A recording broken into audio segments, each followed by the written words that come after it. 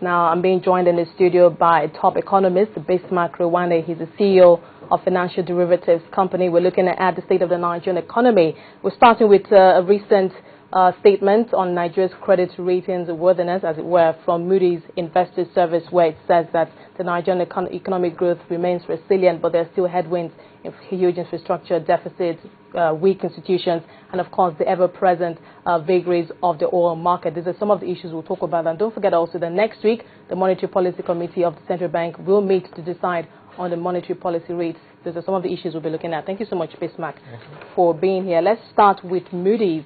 You know, it's always a good thing when we hear, when credit ratings agencies come out to talk about the state of the Nigerian economy, and then, of course, either upgrade us or at least give us some positive statements of future. But this, I don't know if it's bittersweet. On one hand, Moody's says, yes, you know, they still have the capacity to even overtake South Africa. But on the other hand, it says, you know what, we're keeping you right where you are, BA3. We're not going to take you above that. Yeah. There's still headwinds. But just let's hear your own thoughts on that. No, what is really important about this rating statement is that it's coming 2 days after Nigeria has appointed book runners for its Eurobond issue. So you had Citibank and Deutsche Bank appointed as book runners, which means Nigeria is trying to access the markets for price discovery and to raise €1 billion. Therefore, any upgrade or review of your rating will be considered very, very seriously by the market. So the fact that it's talking about you overtaking South Africa in the year 2020, those are far-fetched issues. The truth is that there are some fundamental issues that need to be addressed. One, we have BA, which is below investment grade, 2 notches below investment grade, which means our borrowing cost is not going to reduce, right? And so the significance of this statement is to coincide with your bond issue. You said they did it intentionally? No, it happens. No, that is standard operating procedure for bond issues, right? So the rating agency makes a statement. Even if they didn't make a statement, the underwriters and the advisors and other will request for that. There will also be statements on the political risk and all of those things before investors begin to put their money in, because they are going to be buying paper for 5 or 7 years, depending on the maturity of the issue. So for investors, what signal is that to investors who want to invest in this bond? Remember our first Eurobond, $500 million, that was successful, it's still successful now, and now we're putting out something higher, $1 billion. So what is that in terms of signals? No, the signal is that things have not deteriorated at a time when Greece, Italy, Cyprus and others.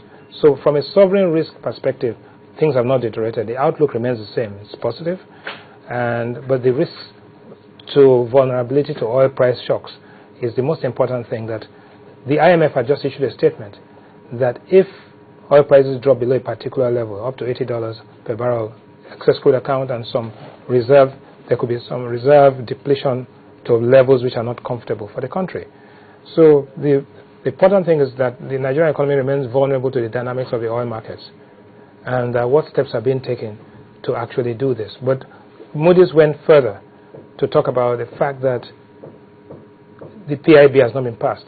So you have the depletion rate of the oil reserves, but you need to actually explore and get new wells or new reserves coming in, right? So that's the issue. If the depletion rate is 10% a year, so it takes 10 years for a particular asset to be fully depleted, theoretically. That means that every year you need to create new assets to actually replace the ones that are there. And if you don't pass the PIB bill, which has been in the works for the past maybe 5-6 years, then something has to happen.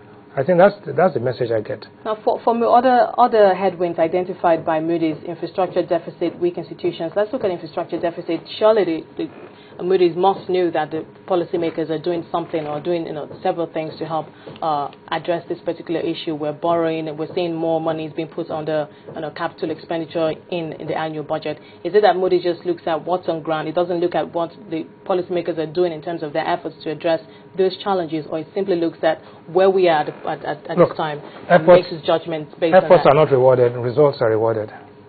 So the reality is that, yes, you can pat yourself on the back and chest and say you're doing okay. But the reality is that you must catch up with the rest of the world.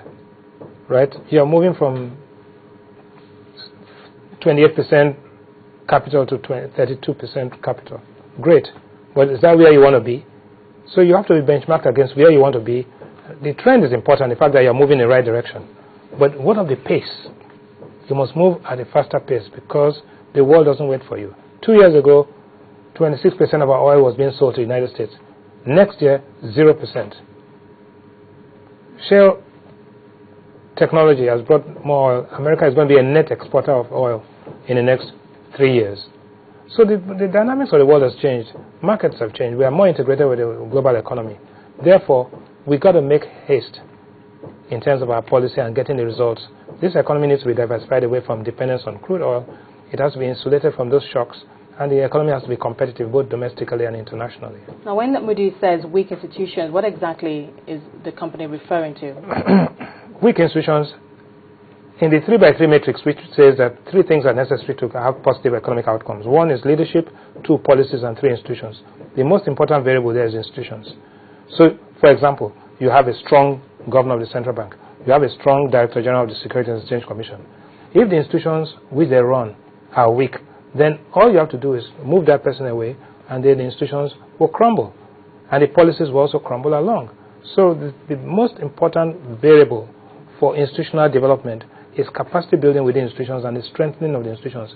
Even if you have weak leadership and strong institutions, the outcome is positive. So does that mean that you agree that we do have weak, you agree with it? The institutions are very weak, not just weak, they're very weak. But you just mentioned the key ones, the CBN, SEC. Well, is that what general sentiment is? Do you think they're weak? The institutions are weak. They're weak because they are led, the leadership is strong, that is, the people at the top are strong. But the institutions, it takes a long time to strengthen institutions because you are building, that's the foundation, that's the root of this. And so let's not deceive ourselves. I can tell you that the institutions are... No, because when we talk about the CBN, and of course, the first thing that comes to mind is all that that they have been doing in terms of... that's policies. You see, that's what I said. The 3x3 matrix, the policies, leadership, and institutions. Okay, so the policies are right, the leadership is strong, but the institutions are weak. So how does that show? It shows because it's not sustainable. You see, the point is that you're constantly... The only time you know whether institutions are weak is when there's a change of leadership or when there's a change of policy, right? So that's the point. The strong institutions withstand all the changes. Okay, let's talk about foreign direct investment. We do know that a large part of that, as far as the African continent is concerned, still comes, down here to Nigeria. But has the job of bringing in more FDI become even more difficult now for especially the Ministry of Trade and Investment, now that we're having security challenge, rising security challenges? We heard that the declaration of a state of emergency yesterday by the president in 2 or 3 northern states. That must be some kind of signal to investors. No, the signal is that you are managing your security situation. There are 3 options. 1, do nothing. 2, manage it wrongly. Or 3, manage it rightly. But if you do nothing, which is what was happening before, right, you're wishing it away, that's wrong. Now, steps have been taken. How to manage it so that we can have the right outcome is what is. But to do nothing was not acceptable. So the government has come out to say, we've declared a state of emergency without disrupting the institutions of leadership and political institutions.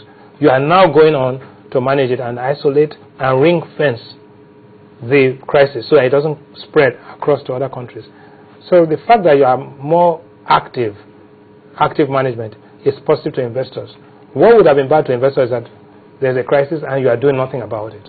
Because so that's the... I was asking that question because many people now, well, I've spoken to some analysts and they are saying that now Nigeria is becoming even it's been a hard sell. It's becoming even harder to sell. Yeah. So if we're talking the Minister of Trade and Investment, if you were in that position and you went out on a road tour and investors walked up to you and said, Mr. Minister, we heard about that state of emergency, what's going on in the north, almost on a daily basis, we hear all of these attacks, all of this negative news. See, bad news is better than no news. If I say we are doing something about it, bad news I can manage. No news, I have to speculate. But let me tell you something. Let us get away from this understanding that foreign investors are going to alter Nigeria's economic destiny.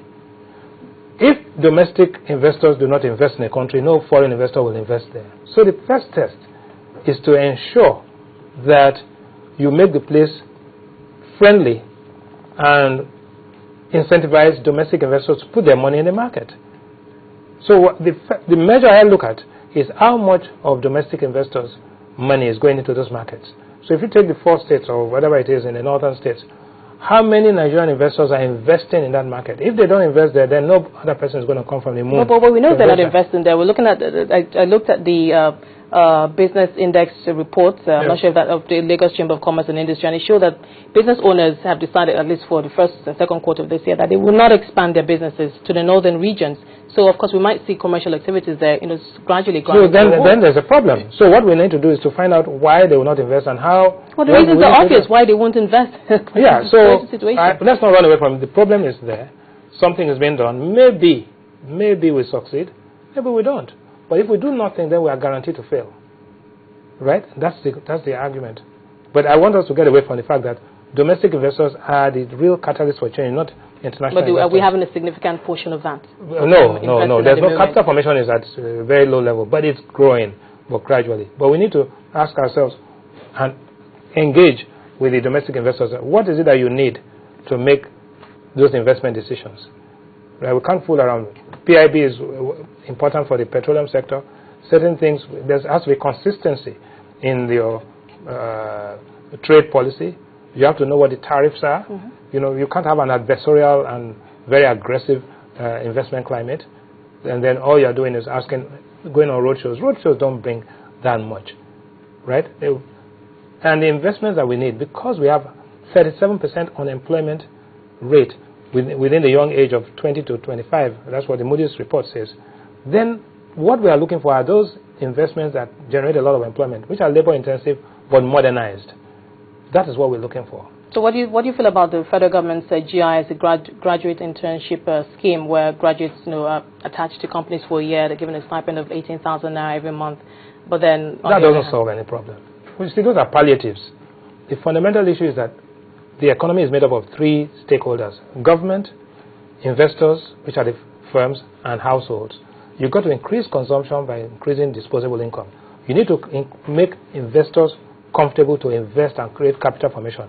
The government has to incentivize these people and create an environment which allows all of this to work together. Your GDP is $300 billion. When you rebase, maybe it goes to $400 billion. Yes, it is good that you will overtake South Africa in a couple of years. However, South Africa has a population of 45 to 50 million people. The income per capita in South Africa is $8,000. Yours is $1,600. So there's still lingering poverty, high inequality, income inequality, and all that. So there are fundamental issues that need to be addressed. I think it's still obvious at this point that the private sector is obviously having a hard time creating those much needed jobs, and the federal government has just taken it all on its shoulders to spur this job creation. 3.5 million jobs is what at least for this year, is what we keep hearing, and of course many people doubt that number. I'm not sure what your own sentiments are on that. No, the point is that 3.5 with our population right now, just like in Pakistan, there are 2.5 million new employees coming to the market every year. So you need to create 2.5 million jobs a year. It's not a 3.5 million static figure. You need to create 2.5 million jobs. And one way of looking at it is 1.5 million people start for the JAMB exam, right? That is just for the JAMB exam, not to talk about others and diaspora and all that. Now you need to look at 4 years from today, would you have enough jobs? If all of them went into university, will you have enough jobs to absorb them? If not, they go into dysfunctional activity, which includes